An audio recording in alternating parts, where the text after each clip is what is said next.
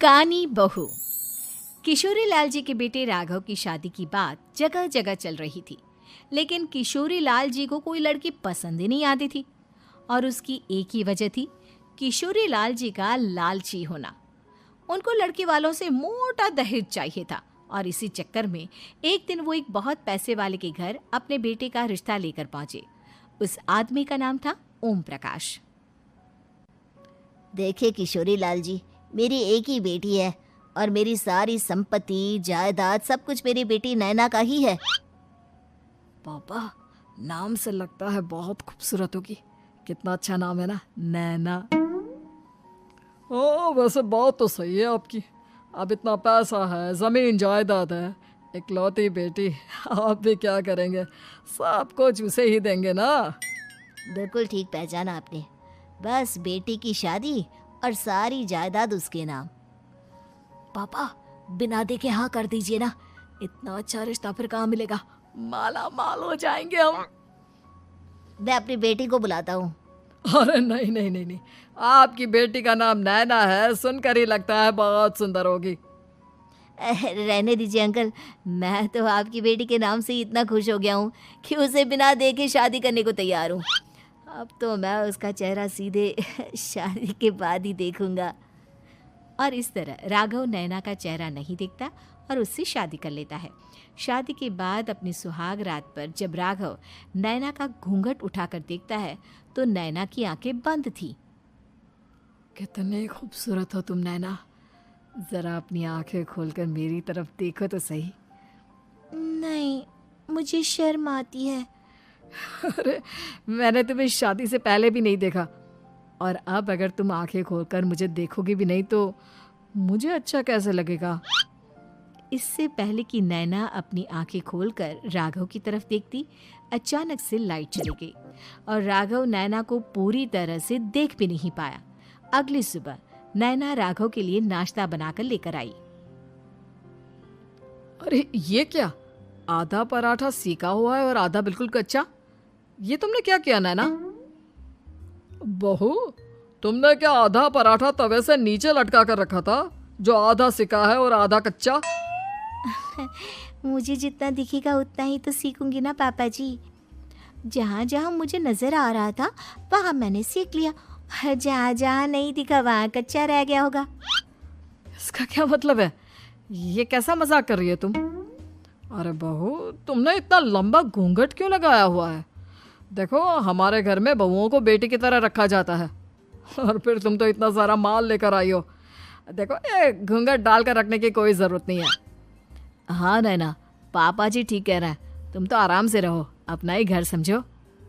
नैना अचानक से अपना घूंघट उठा लेती है।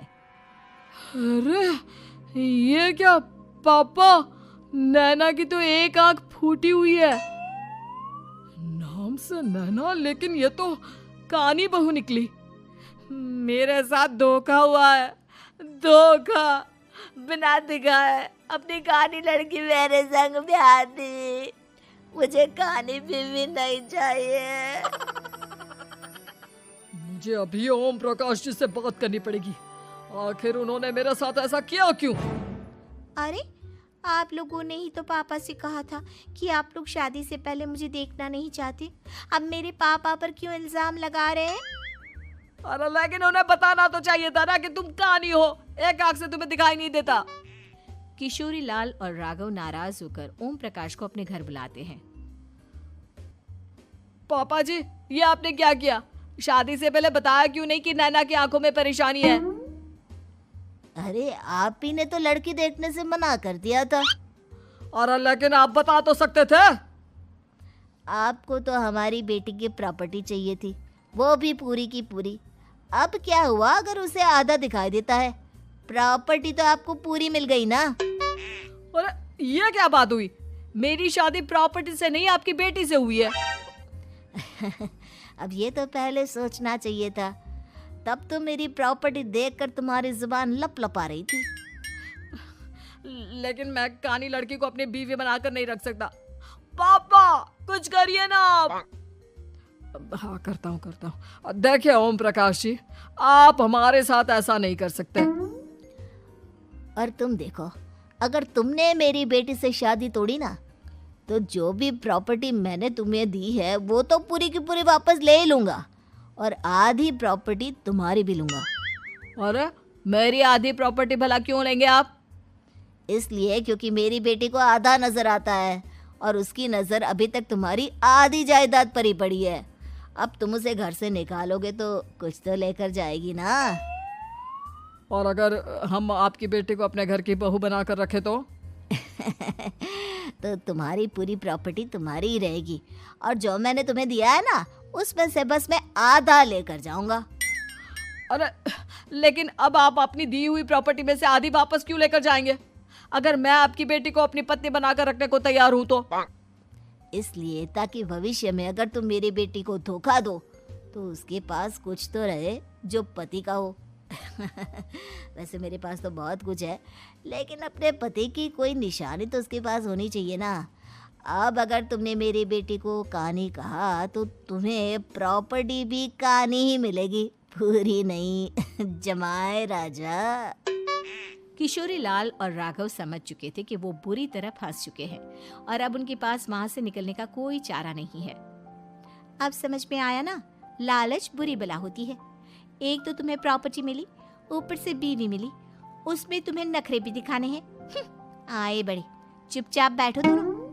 कुछ दिनों के बाद नैना राघव की कार लेकर बाजार घूमने निकलती है और जब कार लेकर वापस आती है, ये क्या? एक तरफ से मेरी गाड़ी पूरी खराब हो चुकी है। लगता है तुमने मेरी गाड़ी को किसी दूसरी गाड़ी के साथ एक्सीडेंट किया है। अरे अरे कितना बड़ा नुकसान कर दिया तुमने बहू। वो क्या है ना पापा जी, मुझे एक आंख से दिखाई नहीं दे रहा था, सामने से गाड़ी आ रही थी। मुझे तो सिर्फ आधा ही दिखाई दिया और वो गाड़ी मेरी कार से रगड़ते हुए निकल गई। अब मैं क्या करूं बताओ? आप इसे ठीक कराने के पैसे कौन देगा? तुम्हारे पापा। तुमने मुझसे इस तरह से बात की? अभी रुको। नैना राघव की शिकायत ओम प्रकाश को कर देती है। देखो राघव, अब जो मेरी आधी प्रॉपर्टी तुम्हारे पास थी ना, उसमें से आधी और मैं लेकर जाऊंगा, क्योंकि तुमने मेरी बेटी को डांटा। अरे नहीं नहीं पापा जी, गलती हो गई, माफ कर दो। गलती की तो कोई गुंजाइश ही नहीं। अगली बार मेरी बेटी को डांटा तो बची हुई आधी में से आधी और ले जाऊंगा।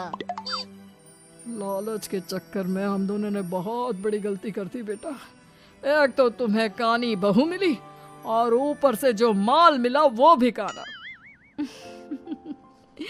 इस तरह राघव की हर एक गलती पर ओम प्रकाश उसकी प्रॉपर्टी का आधा आधा हिस्सा लेकर अपना सारा माल वापस ले गया और राघव को कानी बीवी से काम चलाना पड़ा।